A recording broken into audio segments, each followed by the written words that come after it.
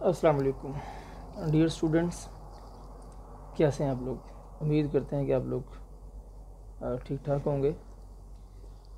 आज का हमारा ये सेकंड वीडियो लेक्चर है। हम इसमें आईकॉम पार्ट 2 की अकाउंटिंग के चैप्टर नंबर 5 डेप्रिसिएशन की सेकंड प्रॉब्लम को सॉल्व करेंगे। ये हमारे पास सेकंड प्रॉब्लम यहाँ पे लिखी हुई है। ज़रा गौर से इस सवाल को सुनिएगा। लिखा है a firm purchased machinery for rupees 50,000 on 1 जनवरी 2013 कि एक फ़र्म ने 1 जनवरी 2013 को 50,000 की मशीनरी खरीदी। Depreciation is to be provided annually according to fixed instalment method कि आपने फिक्स्ड इंस्टॉलमेंट मेथड के तहत एनुअली डेप्रिसिएशन प्रोवाइड करनी है। The useful life of machinery is 10 years. 10 साल मशीनरी की यूज़फुल लाइफ है, एस्टिमेटेड लाइफ है। And residual value is ₹10,000। Residual mean breakup value या स्क्रैप वैल्यू या सेल्वेज वैल्यू कि 10 साल मशीन इस्तेमाल करने के बाद 10,000 की ऑलमोस्ट सेल हो जाएगी। ये हमारा क्वेश्चन है। क्वेश्चन की रिक्वायरमेंट है कि आपने मशीनरी का 4 साल का अकाउंट बनाना है। 4 साल के अकाउंट का मतलब है कि 2013 का अकाउंट बनेगा, 2014 का अकाउंट बनेगा, 2015 का अकाउंट बनेगा और 2016 का अकाउंट बनेगा। ये हमारे यहाँ पे 4 अकाउंट बनेंगे। ये आपने यहाँ पे 4 अकाउंट बनाने हैं। जैसा कि लास्ट जो लेक्चर था उसमें भी मैंने बताया था आपको कि ईयर वाइज आपने अकाउंट बनाना है। पहले 2013 का अकाउंट बनेगा, उसको बैलेंस करेंगे। फिर 2014 का अकाउंट बनेगा, उसको बैलेंस करेंगे। फिर 15 का अकाउंट बनेगा, उसको बैलेंस करेंगे। फिर 16 का अकाउंट बनेगा, उसको बैलेंस करेंगे।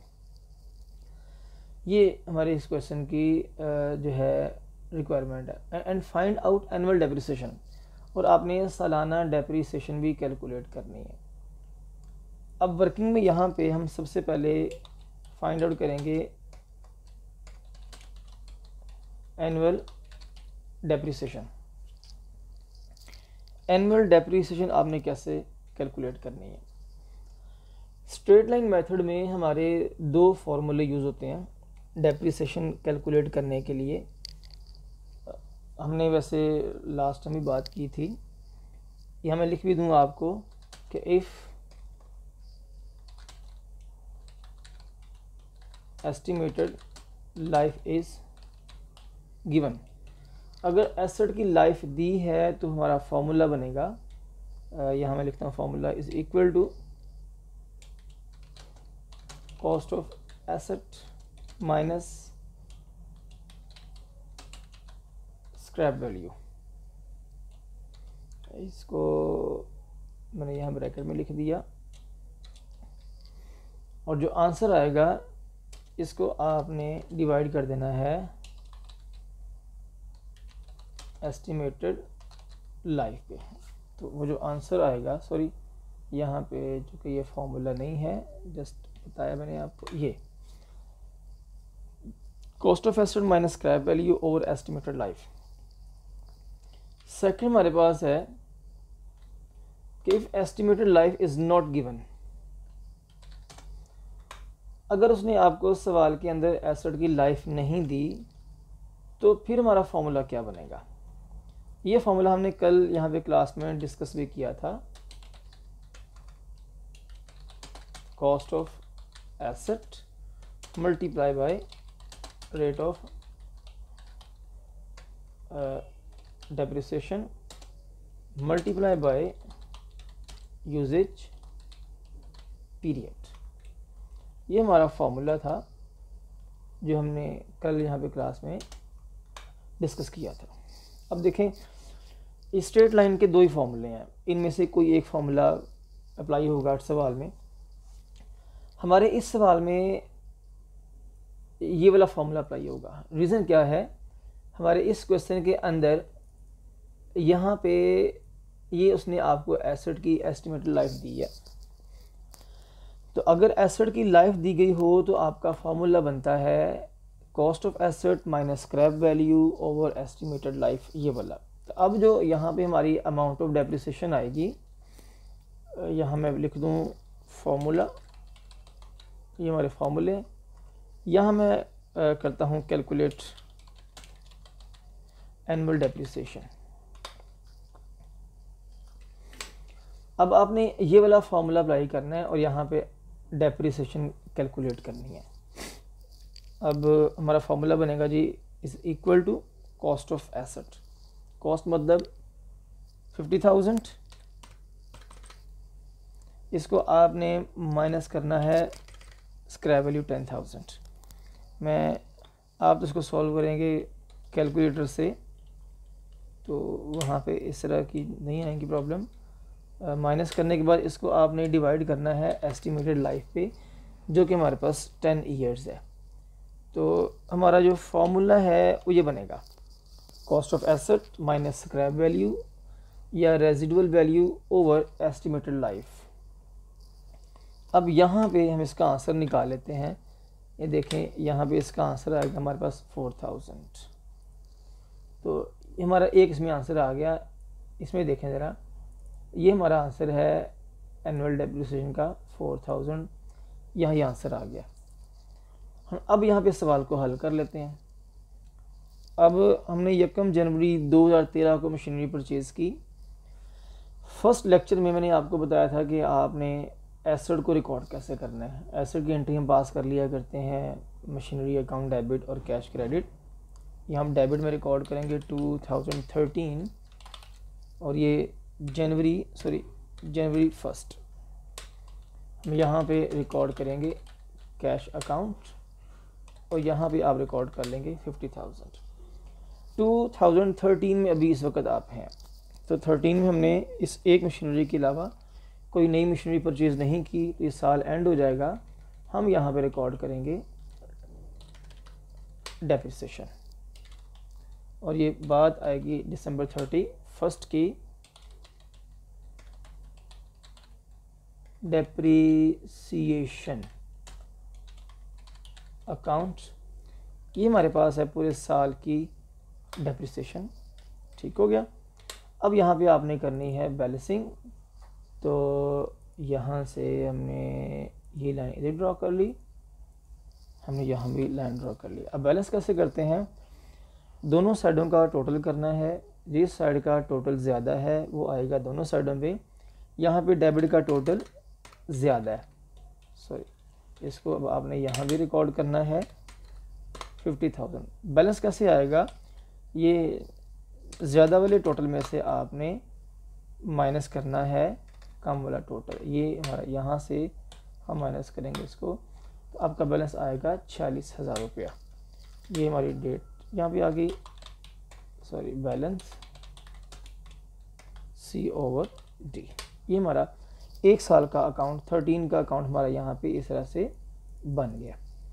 अब ये एक डेबिट बैलेंस है जो अगले साल स्टार्ट में डेबिट में ट्रांसफ़र हो जाएगा 2014 और यहाँ पे लिखेंगे जनवरी 01। यहाँ हम लिख देंगे बैलेंस ब्रोड डाउन, यहाँ लिख दिया हमने 46,000।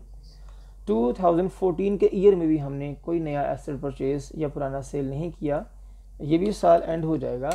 हम यहाँ पे रिकॉर्ड करेंगे डेप्रिसिएशन दिसंबर 31 डेप्रिसिएशन और यहाँ पे हमारे पास है एनुअल डेप्रिसिएशन 4000। जैसा कि आपको पता है कि स्ट्रेट लाइन मेथड में डेप्रिसिएशन की अमाउंट हर साल बराबर आती है। फिर बैलेंस करेंगे, जिस साइड का टोटल ज़्यादा है उसको रिकॉर्ड करेंगे दोनों साइडों पे। तो यहाँ भी देखें आप, डेबिट में 46,000 है और क्रेडिट में 4,000। डेबिट का टोटल ज़्यादा है, इसको रिकॉर्ड करेंगे दोनों साइडों पे, यहाँ भी रिकॉर्ड करेंगे। बैलेंस कैसे निकालेंगे, ज़्यादा जो अमाउंट है उसमें से हम जो कम अमाउंट माइनस करेंगे तो आपका बैलेंस आ जाएगा 46,000 में से आप माइनस करेंगे 4,000 तो आपका यहाँ बैलेंस आ जाएगा। हम यहाँ डेट रिकॉर्ड करेंगे, बैलेंस यहाँ रिकॉर्ड करेंगे। ये हमारा 2 साल का अकाउंट बन गया, 14 का अकाउंट बन गया। अब आपने 2015 का अकाउंट बनाना है। ये एक आपका डेबिट बैलेंस है, क्योंकि डेबिट का टोटल ज़्यादा है। बैलेंस हमेशा डिपेंड करता है ग्रेटर साइड पे। अगले साल इस बैलेंस को आपने डेबिट साइड पे ट्रांसफ़र कर देना है जनवरी 01, और हम यहाँ पे लिखेंगे बैलेंस ब्रोट डाउन, और यहाँ हमारा बैलेंस आ जाएगा 42,000। हमने 2015 के साल में भी कोई नया एसेट परचेज़ नहीं किया, ना पुराना सेल किया। ये साल हमारा एंड हो जाएगा। हम यहाँ पे ईयर के एंड पे रिकॉर्ड करेंगे डेप्रिसिएशन।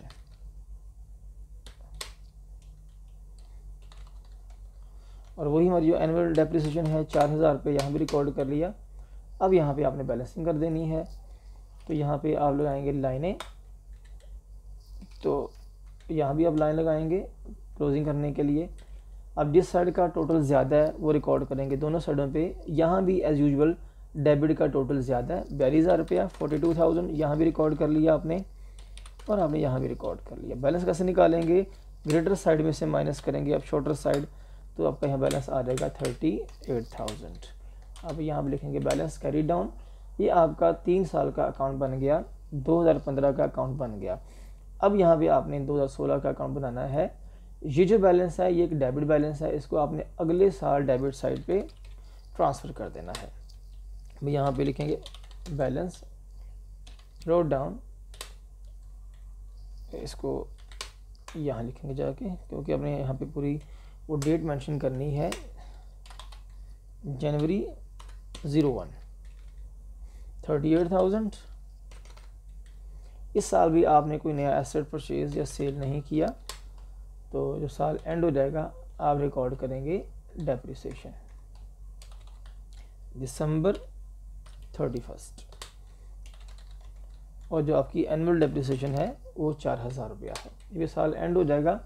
अब यहाँ पे आप इसकी करेंगे बैलेंसिंग। बैलेंस का मतलब है जिस साइड का टोटल ज़्यादा है वो रिकॉर्ड करें दोनों साइडों पे। यहाँ भी डेबिट का टोटल 38,000 ज़्यादा है, इसको आप रिकॉर्ड करेंगे इस तरह से दोनों साइडों पे। बैलेंस निकालेंगे। बैलेंस कैसे निकालते हैं? ग्रेटर अमाउंट में से आपने शॉर्टर माइनस कर देनी है, यहाँ पे आपका बैलेंस आ जाएगा। तो उसने 4 साल का अकाउंट आपसे मांगा था, हमने 4 साल का अकाउंट इस तरह से बना लिया। और ये हमने बात लास्ट लेक्चर में भी डिस्कस की थी कि अगर आपकी रिक्वायरमेंट ख़त्म होने पर एसेट का बैलेंस बच जाए तो वो जो बैलेंस है आपने अगले साल में ट्रांसफ़र कर देना है। तो ये हमारा 4 साल का अकाउंट बन गया, इसका बैलेंस बच भी गया है 34,000। अगले साल यानी 2017 जनवरी 01 यहाँ भी आपने बैलेंस को ट्रांसफ़र कर देना है 34,000 से। इस तरह से जो आपका सलूशन है ये वाइंड अप हो जाएगा। इसको मैं यहाँ पे ज़रा क्लोज कर दूँ, क्लियर कर दूँ यहाँ से, ताकि पूरा सलूशन आपके सामने आ जाए। ये हमारा जो है ये हमारा एक लेजर अकाउंट है जो इस क्वेश्चन में रिक्वायर्ड था, जो हमने यहाँ पे इस तरह से बना लिया। ये इसकी एनुअल डेप्रिसिएशन है। तो उम्मीद है कि ये क्वेश्चन आपको समझ आ गया होगा। याद रहे कि हमने अभी जो क्वेश्चन नंबर 1 था जो यहाँ पे सॉल्व किया था, हमने उसमें जो फार्मूला यूज़ किया था वो ये वाला फार्मूला था, ये वाला फार्मूला, ठीक है। वो हमारे सवाल नंबर 1 में एस्टीमेटेड लाइफ नहीं दी गई थी, हमने ये वाला फार्मूला यूज़ किया था। हमारे इस सवाल नंबर 2 में एसेट की लाइफ गिवन है, तो आपने ये वाला फार्मूला यूज़ करना है। तो स्ट्रेट लाइन मेथड में हमारे पास बस 2 ही फार्मूले हैं, तो एक हमने यूज़ कर लिया फर्स्ट क्वेश्चन में, एक हमने यूज़ कर लिया सेकंड क्वेश्चन में। इसके अलावा इसका और कोई फार्मूला नहीं है। तो आप इन फार्मूलों को याद करें, इनको प्रैक्टिस करें, और अगर कोई बात आपको समझ ना आए तो आप इस वीडियो को देखने के बाद, पहली बात कि आप वीडियो को पूरा देखें, एंड तक देखें, और उम्मीद है कि बात समझ आपको आ जाएगी। लेकिन फिर भी अगर बात समझ ना आए तो आप क्लास में मुझसे कंसल्ट कर लें, या इसी वीडियो को नीचे कमेंट सेक्शन में आप कमेंट कर दें, तो मैं कोशिश करूँगा कि एज़ सून एज़ पॉसिबल उसका रिप्लाई आपको कर दूँ। तो आपका बहुत शुक्रिया।